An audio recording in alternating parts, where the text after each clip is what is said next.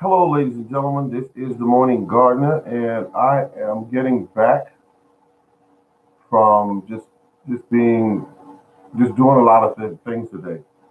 And you can see I'm kind of dressed different today because let's see what we got going on. It dropped temperatures.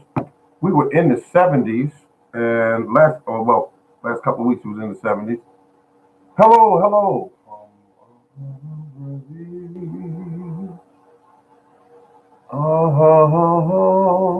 Oh, Garden Realtor. Garden Realtor. That's an interesting name. I like that name. I am, thank you for the thumbs up. I am getting back from the store,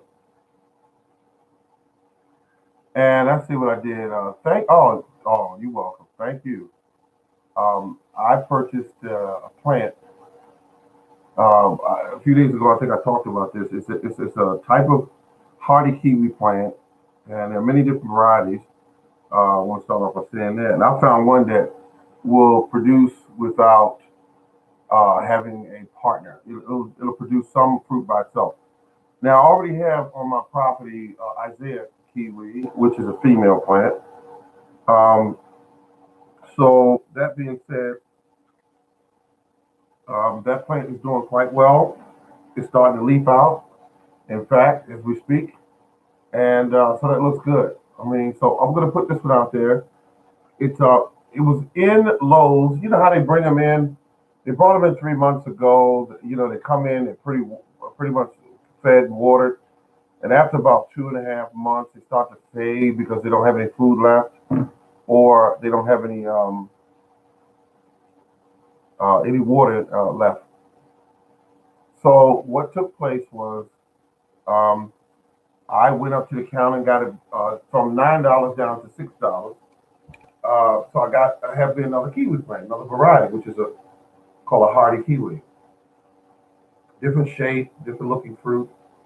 Um, so I'm happy about that. And the plant, it looks like it's recovering because um, I put it outside after watering it, and it just looked much better. It just looked much better. So pretty soon it's going to go in the ground. I've said this to people before. It was a gentleman that put the trees in the ground. No matter how many times I tell people, uh, they put trees in the ground, and they always fertilize it. They always fertilize the plant when they put it in the ground, and that's not really what you want to do. Not what you want to do at all. You simply want to put it in the ground. You want to water it, and you want to wait for it to start some kind of movement, like leaves, producing leaves, or indicating that it's doing what it should be doing. Then at that point, you might want to give it some fertilizer. Oh, hello, Miss Deborah Thomas. Um, the the way I feel about it is this: plants, you don't want to teach them or have them to be weak.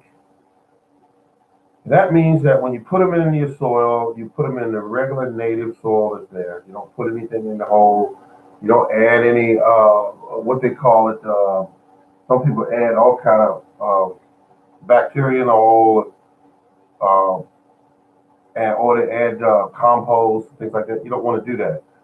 You can add the compost to the top of the soil, 2 to 3 inches deep. Once the tree starts moving, once it starts moving and doing something, then you can fertilize it organically, or some people use man-made stuff, which is really dangerous to use on your plants. Um, so that being said, um, don't uh, feed your plants when you first put them in the ground. And remember, if you want the branches to branch out where you can still handle that tree when it gets a little taller, do your 18-inch cut. Do your 18-inch cut, folks. Do your 18-inch cut, or put your foot right down at the base and cut it right at knee length and knee height, and that's where you want it at. And you're doing a 45-degree angle so that water will run off of it instead of sitting right there in the tree and causing possible rot. You don't want that. So once you cut this tree off, it's going to stimulate the tree. It's like pruning stimulate the tree to force roots, to force branches out, and that's what you really want to happen. Um, and that being said, don't keep putting fertilizer down when you first put it in the ground. You'll keep them roots in that one little area forever if you keep doing that. It's like a kid being at home. If you feed and wash their clothes and buy their junk food and their video games, they're not gonna move out. They're gonna stay right there. Why would they want to move and struggle and find their way as opposed to just, well, you get the point. So I told you when I started this live stream some time ago that that I had a problem with one of my neighbors. I don't know who it was. Stole my weed trimmer, and I think I had it maybe a month. It was brand new. It was it said it was professional grade, uh, and I think I paid like $150 for it or something like that, and $160. And so I got it and used it, and it had this terrible habit of when you bump it against a rock or anything in the garden, and you got all this thick grass you're cutting, right? It would pop apart. The head of it would pop apart. And when it would do that, you had to look for that spring, which is difficult. You had to look for the certain parts of it, the head or whatever, wherever it fell at, and you would put it back together. You go back out there, you can go nice and easy cutting, and you would tap it against something else, it would pop apart. So you said, wait a minute, I'm not doing anything wrong, and plus it's not broken or anything. Why is this happening? Well, that's how they built it. It was called a Toro. It was a Toro. And so that being said, that's what happened. Now, today I bought another one, and it's a Echo, professional grade, beautiful, beautiful machine, lightweight, straight shaft, 17-inch shaft, I think is what they call it. And it's just beautiful, folks. It's beautiful. And they say it's easy to operate, quick starting. It does the job. It won't bog down when you get up in heavy weeds. Now, I bought this for two reasons. Number one, I've been trying to teach people constantly on my channel to use what is in your yard to feed your plants. That being said, weeds and grass and wood from overhang trees that you cut back, all of that is fertilizer. And that's what I've been preaching since I started this channel. So I'm using this tool for those two purposes. For those purposes. And, so you cut back on the trees, and you cut the grass, and you leave it, and you cut the grass, and you cut the weeds, and you leave it right there. You leave it right there on the ground, and it will go back into the ground, and it will stimulate the biology in the soil. Is what it will do. Is what we call chop and drop. So that being said, that's what you need to be doing with your garden. I still see there's people tilling. Nothing I can do about that. The fact that there's just so much evidence that you are destroying your soil when you do that. You're tearing it up. The biology in your soil has no place to live when you keep tilling through it. So that being said, tilling your garden is not beneficial for you. It's not helping the ground, not helping your soil get better. My soil is so pretty now. It's pretty. And all I do is chop and drop, chop and drop, chop and drop. Make a liquid tea from the weeds and grass in a 32-gallon trash can with rainwater. Dip it out. Mix it one part of the contents of the liquid that I have in the can, and also 10 parts water, rainwater. And it does what it's supposed to do. It makes plants grow incredibly fast. It makes them grow strong, and that's what you want to do. Hi, hello, how you doing there? We got the food forest farmaculture. I just finished watching one of your videos where you were showing one of your friends as far as storing foods and that sort of thing. I really appreciate that. That's going to be my next step. Um, but we were talking also about. I finally got my new weed whacker, a weed trimmer. I always call it weed whacker, a weed trimmer, like number four.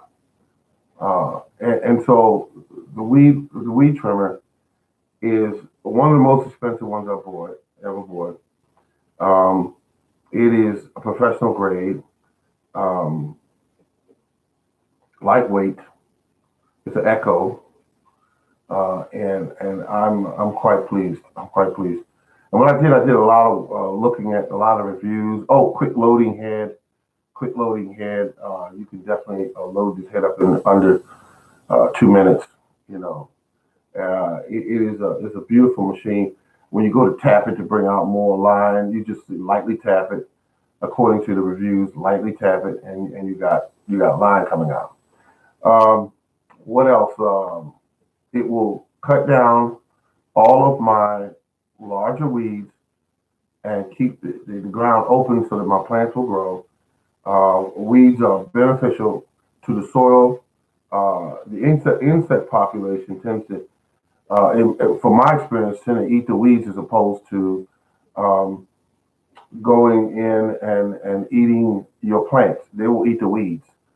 So I did a beautiful garden last year where everything looked great, from squash to corn to whatever, and I repeat, none of the weeds were, excuse me, none of the bugs were eating any of my produce.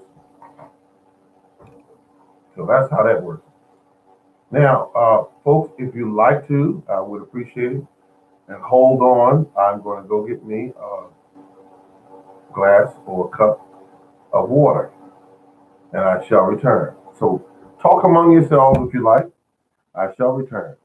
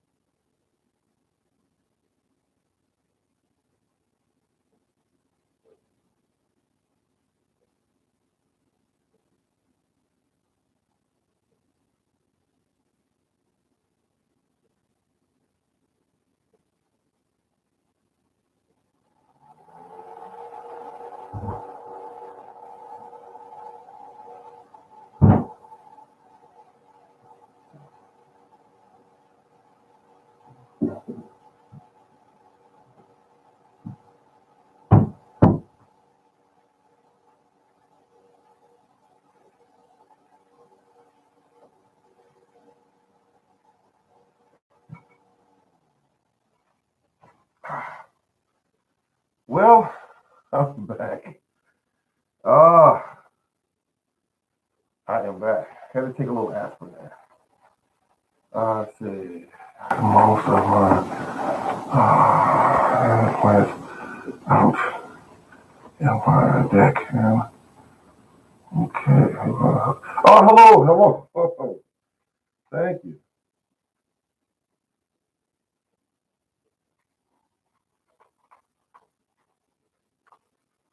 Let's see how I two, four, two.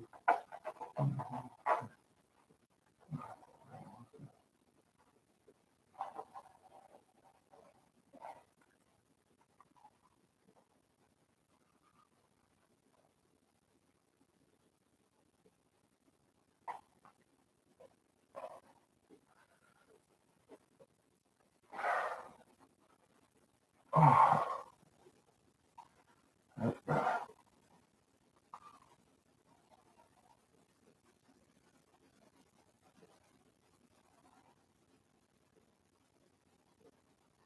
I came all the way back home today from shopping, and I said, I'm gonna get online and talk to my family here and see what's what.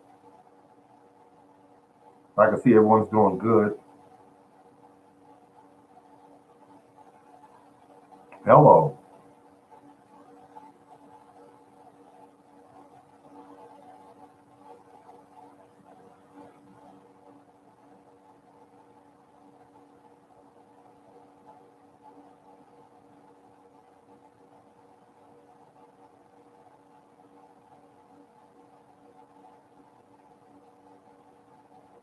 Oh, that's good. The weather's good. Here it's breezy, it's cold. Well, it's not freezing, but it's cold. And the temperature here, 50 degrees, and it feels like 50 degrees. Wind at 29 miles per hour from the north, from the west northwest. That's what it is. And we looking at a forecast. Uh-oh. Tuesday at night, it's going to drop down to 42 degrees, and that's pretty cold. And the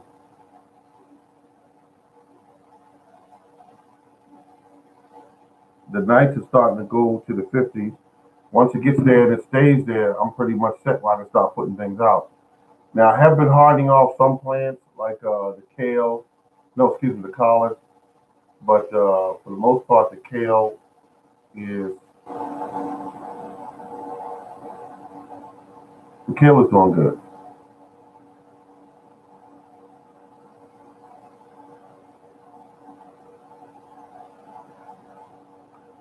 Good evening, Morning City Food Forest. Same in Massachusetts. Recent days, the temperatures in the 60s to the 70s. Okay, yeah, yeah. You somewhat similar weather in here. They had high winds. Yep, that's what we had today, night, going down into the mid 40s. Okay. I tell you, folks, I'm so happy with my purchase of my weed trimmer because I will be able to take my yard and keep the weeds in check. That is very, very, very important, especially the way that I garden. I do not till, I do not go out and do, I trim weeds down to give my plant space, open it up. I trim them down to feed my soil, and that's what I do. That's exactly what I do. I keep them in check. And with a weed trimmer like this one, it looks like it's going to be a star in my tools as far as my tools are concerned. You know, I just want to be able to keep my grass cut, keep the weeds cut down because I have a lot in the back of my yard. I have a lot of they call the what they call the things vines, and you need a serious weed trimmer to cut down vines. And if you stay on them, vines will not dominate your yard, and then they become beautiful, beautiful fertilizer for your soil. Beautiful. And I have a part of my yard that has some shade slash light, and I'm going to grow in that area too, because I see myself slowly wanting to move back there to that area.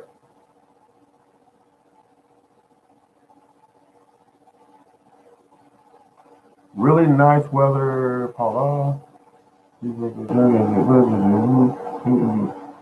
are a nightmare for me. Oh, you okay? You got vines too. Okay, I'm gonna tell you something. I'm looking at mine. The way that they grow when I pull on them.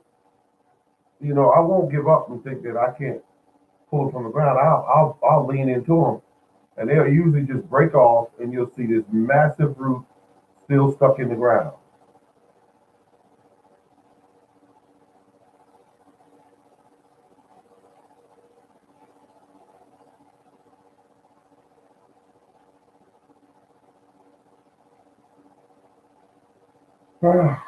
But you got to keep them cut back. And what happens when it comes down to when the weather starts really taking off, there's a period of time where everything in your property, on your property, starts to really grow. And then it slows down. It's like your grass. At certain times of the year, it just takes off and it just keeps growing and growing. Then it starts to fade out, where you can cut it once every 2 weeks instead of every week, and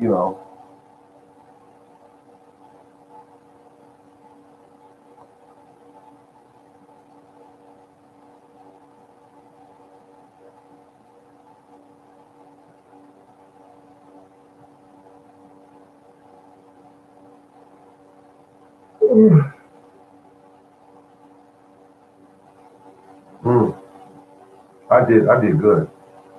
I finally got my weed trimmer. Keep the yard cut. So when I shoot my videos, you'll be able to see the plant, but you're gonna see some weeds because the way I grow things, I gotta stay on the weeds, but at the same time use the weeds as everything from food to like a shield to keep my bugs under control. They don't go after my plants when they get hungry. They go right after the weeds. Now, remember I showed everyone in my videos. Some of you remember the videos, and I showed all those praying mantis. Well, yeah. I mulch with the weeds. I mulch with them. I put them around the base of plants as mulch. If I have enough weeds, I put them around the base of my plants as mulch. My neighbor used to cut his grass, and he's an older gentleman, and he feels kind of weird saying that he's an older gentleman because I'm an older gentleman as well. But what happened is he cuts his grass, but he never ever adds chemicals to his grass. Nothing to weed, killer, feed, grass, none of that stuff. Yeah. And when he cuts it, he puts it in this wheelbarrow. And when he puts them in the wheelbarrow, I said, "What are you gonna do with the grass?" And he always give me that look like he says, "I'm not gonna do anything with it." I said, "Can I have it?" He said, "Yeah, you can have it." I take it over there, throw it down at the base of as many trees as I can, and I roll it back over there for him to refill it again. And he refills it again. I take it back over there, roll it, empty it out around the tree, and all I'm doing is putting down pure nitrogen. Now, if you look around the base of my trees, the soil around those trees is so pretty and so fluffy and so black. And I'm telling you folks, it wasn't like that when I started. Oh, hello,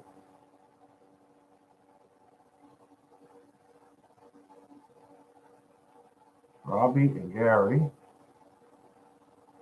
Gardening easy. I like that. I got to tell you,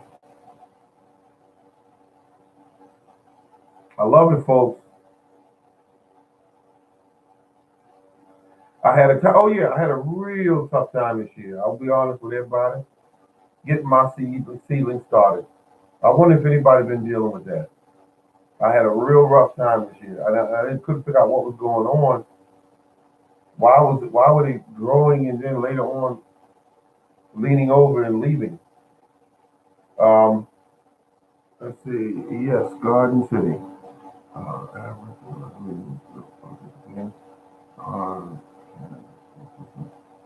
oh yeah. Here's the.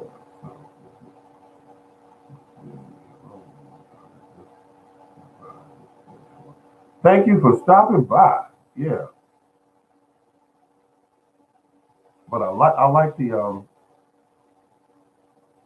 like what I did. I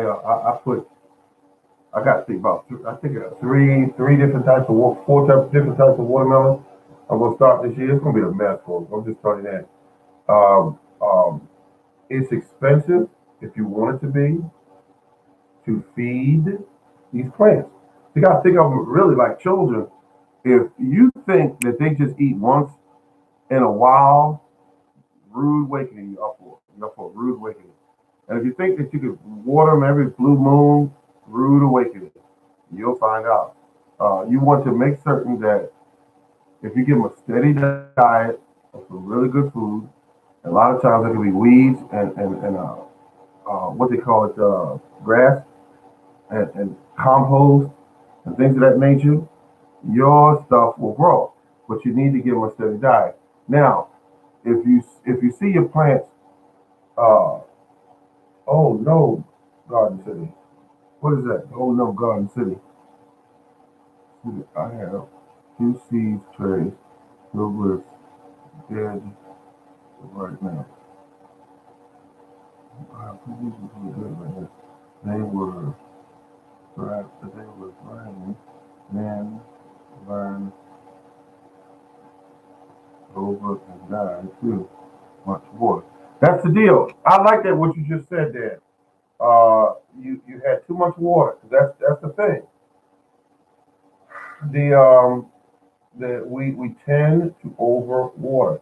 But here's where we keep getting tricked off at is that when you water them, let's say you water them today, you go to work, you come back, all of them dried out. So you water again, and and you just keep doing that. They drying out every day because what's drying them out? If you're using heat in that room, if you're using lights over the top of these plants, it's drying them out. So if you had, I don't know how much vermiculite was in that soil, or if it was any at all. Vermiculite tends to hold four times its own weight in water, so it can help some. It's just something I'm throwing out there because I had to add vermiculite to my soil so it wouldn't keep drying out.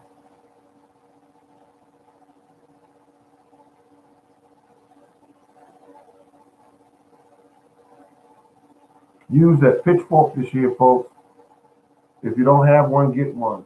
That pitchfork will save you time and it will it'll improve your soil because you got to get some air down in that soil as well. You got to get some air down in it.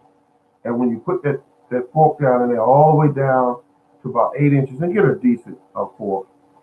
I think I got mine at I got a beautiful one at Walmart. It wasn't really expensive. It wasn't expensive at all, really. 8 inch uh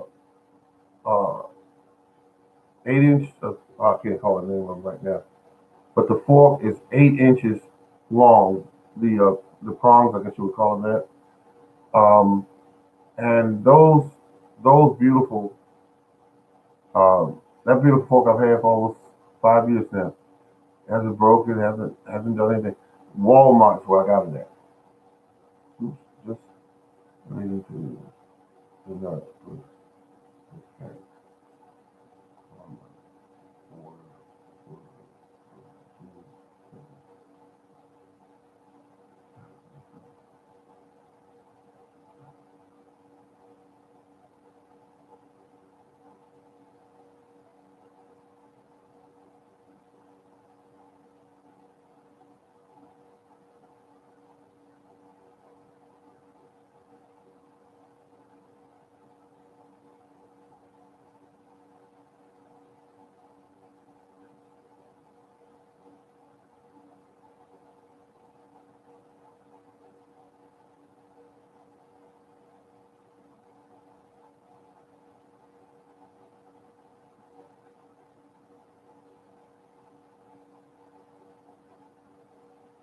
Now I like what you just said there. Food forest permaculture. I like what you said that we all lose plants because some people would lead you to believe that they never lose plants, that they always make all the right moves, and that all their plants will survive. Because what they do is they tend to show you all of the plants that done well, and they fail to mention that, oh, by the way, this is the second trade because the rest of them died when I was trying to grow them, or sometimes it just didn't come up at all. So it happens.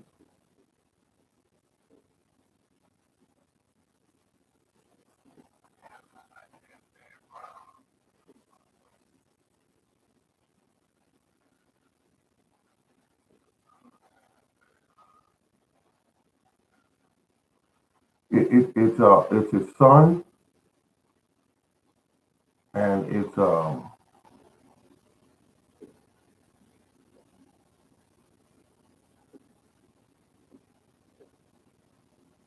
mm, hello.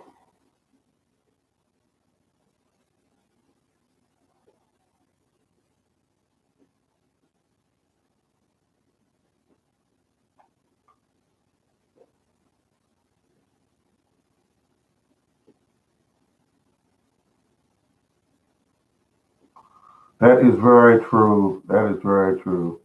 You learn from what your experiences are. That is very true.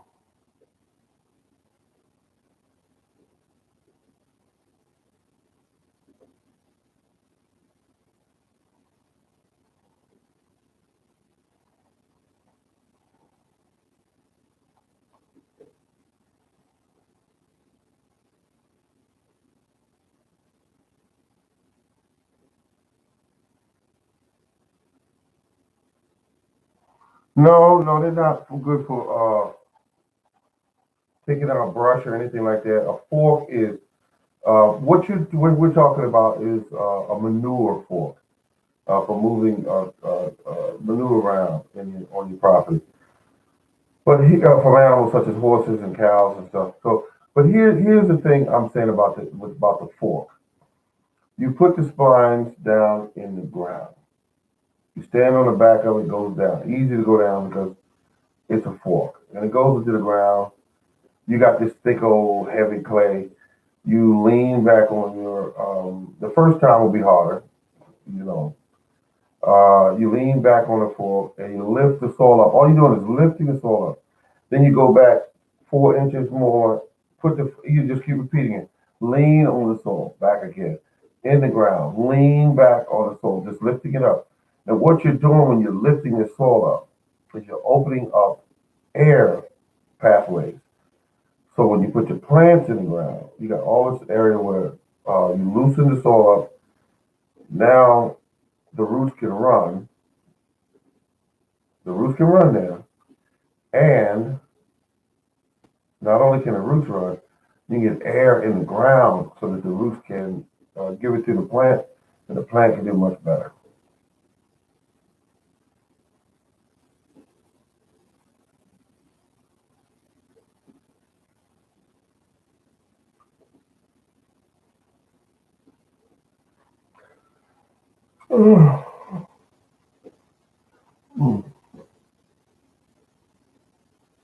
Beautiful, beautiful, beautiful, beautiful. I love it when I'm growing stuff. Now, here's what I did, folks. I found an old pack of corn seeds. We gonna all keep an eye on this corn. I found an old pack of corn seeds about I guess about 2 years old, and I opened the pack up and just uh, opened the soil up and put it in there. And I'm just curious to see how it's gonna come up because I know it's gonna come up because and when I put them in there, I didn't water it or anything because I want nature to water. And sure enough, it rained last night. Nature watered it. When it comes up, once it comes up, um, it's not my favorite corn. I'm gonna say that because it's a sweet corn variety. But I just, 2 years ago, I just grabbed it, and now I'm in love with a corn called. Can anyone tell what corn I kept talking about? Let's see, because some of y'all remember that corn I kept saying. Let's see. Let's see. Okay,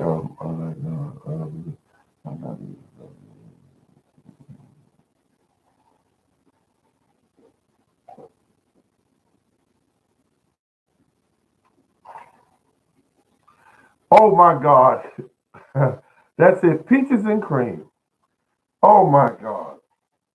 You have, you two have an incredible memory with all the stuff going on in the world today. You remember that. It's peaches and cream. And it was given to me by another gardener, Garden Rebel. And when I did that, uh,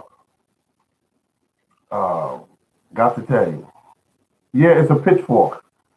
Well, yeah, never know. Pitchfork. Yeah, yeah, a pitchfork. I just lean on it, open the salt, lean on it, open the salt, lean on it, open the salt, and I keep repeating that. Now, a person could go out and spend $200 and get a big broad fork, depending on how big the garden is. But I don't need to do that. And if I really wanted a broad fork, really bad, I have a welder downstairs, and I could make those prongs in no time at all. Cut them off at about 9 inches, because I can custom my fork how I want it. Instead of eight, I can make it 9 inches, make it across like that, 36 inches or whatever. Um, yeah, okay, there we go. You're about 36 inches or 42 inches. Stand on it, lean back, stand on it, lean back, stand on it, lean back, and you can make it with rebar. You can make the fork with rebar. There's nothing difficult about making a broad fork. You just take that welder and lean into it, and next thing you know, you work on it for about a few minutes. You got you a big broad fork that you would have paid 160, $200 for, and you got it for a little of nothing. And you can make it heavy duty, where you don't have to worry about it breaking.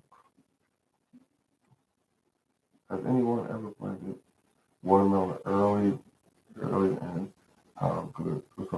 Watermelon, you got to be careful about one thing, and that is the temperature, and also direct sunlight. Planting them early. If you do it indoors, yeah, I've done it. Got away with it. In fact, I have some downstairs right now growing. Watermelon, cantaloupe. I have them growing right now in a cup. And you remove it from the cup. You put it in some rich soil, in a hill or flat ground, or you put it out there where it's in direct sunlight. Watermelons do not like shade at all. They like sunlight. But you put it in real loose sandy soil, and that means that if you got heavy clay soil, you're gonna have to prep that soil, get that soil loose where air can get down and into it, and the roots of these plants can move around, because watermelon seeds, they don't have real strong roots like a weed does. A weed is a real. Look, let me put it like this: a weed is a survivor. It was born in that climate. When you pull it up from the ground, just take a look at the weeds. I don't care what weed you pull up. Look at the roots on those weeds. They're tough. They're burly. They are stiff. They're designed to go through that clay. But your watermelon plant grows it's got a soft white little root. Oh, because it's just soft and gentle. You know, and it's not made for drilling through clay.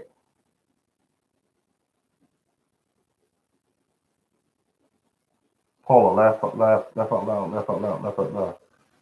Okay, I didn't get that one, but let's see.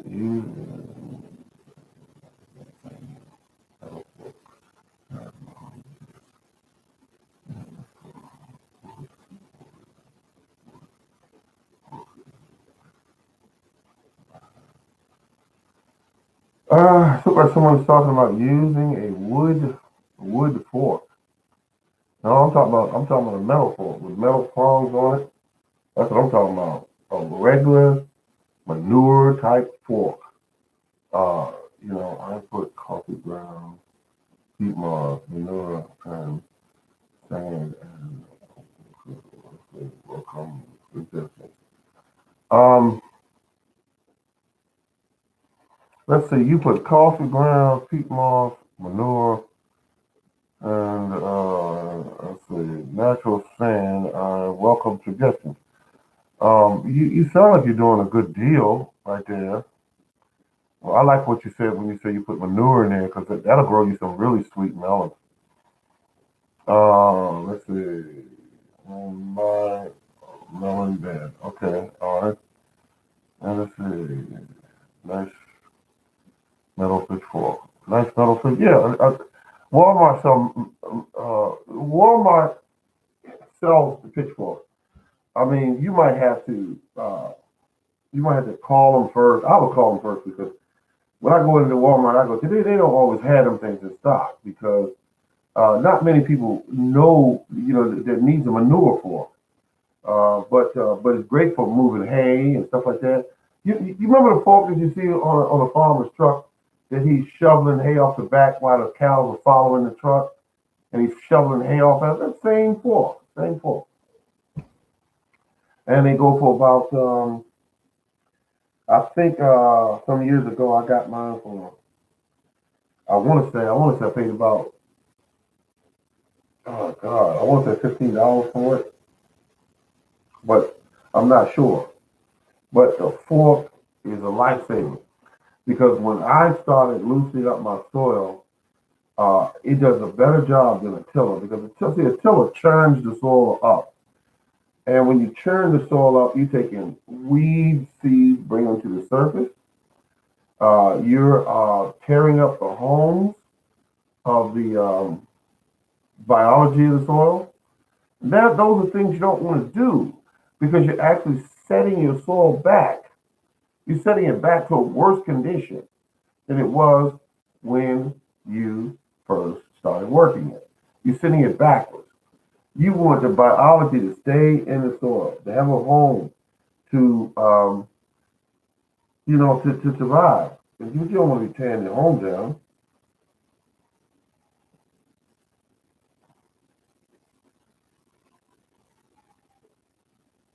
Yeah, I love my fork too. I love my fork because my fork. I go in the yard. If the weeds are there, I go in the yard. I start lifting up and go back. I go up to the top where I'm gonna start my row, and I go back, go back, go back. I could do blocks, which is like a square. I can do circles. I don't care what it is. I just want to loosen the soil up. And once I loosen that soil up, then I come over there. I pull the weeds from it because they easy to move now because loosen the soil up. And once you do that, you can make a small hole and you could put in your tomato plant or pepper plant. And what will happen is because your hole is here, for instance, but you loosen up this much. You loosen that much up. I'm saying about 2 feet or whatever. You loosen up 2 feet. So that leaves when that seed goes in and them roots start doing this. Guess what? They can move through the soil now because you loosened it up. You did the prep work for the roots. Because remember, all the plants that we got, majority of them are man-made. These plants are wimps when it comes to dealing with this tough soil we have. They're not designed that way. These seeds are designed to grow in the finest fertile soil, something that your garden will not supply. So you gotta make the conditions uh, so that your plant will survive. That's all. They grow that stuff in. I mean, go to a greenhouse and look at see what they see how they're when they go to them labs and they're working with these plants. That soil is perfect that they have. It's nothing but organic. You know, it's organic matter. Not just organic matter, but all the nutrients and everything they can think that they need in that soil. They add to that soil. When you get home, you just have garden soil. You have some manure, you might have some organic plant food, but you want to keep that clay soil yours. See, most people have clay soil that's on the planet. It's mostly clay. Sure, you got some people with sandy soil, and sandy soil is loose, so roots can go through it, but it does not maintain enough of fertility in it as far as the having fertilizer and nutrients in it. it just it's just not there. Now, the people on the other hand with the clay soil, it's very rich in minerals. So, God forgive me why anybody would be buying rock dust and azomite, because clay soil has plenty of that in it, you know. But you want to prep that clay soil just like you would the sandy soil. You want to prep it, and when you prep it, you get it to the condition that will be light and fluffy and uh, main. Well, clay soil will hold a lot of moisture too. So be careful about what you add to it because you don't want to add things in it that will hold too much moisture, like vermiculite and that sort of thing. You got to be careful. Well, folks, it has been a beautiful day, and I enjoyed talking to each and every one of you. And what I'm going to do is go and do some research on my kiwi plant, and then we'll talk again at a later date. I want to thank all of you for tuning in. I got 9 thumbs up, and I got a number of people on the line. Thank you all. Thank you. I appreciate your time. You have a great day, and remember, keep on growing.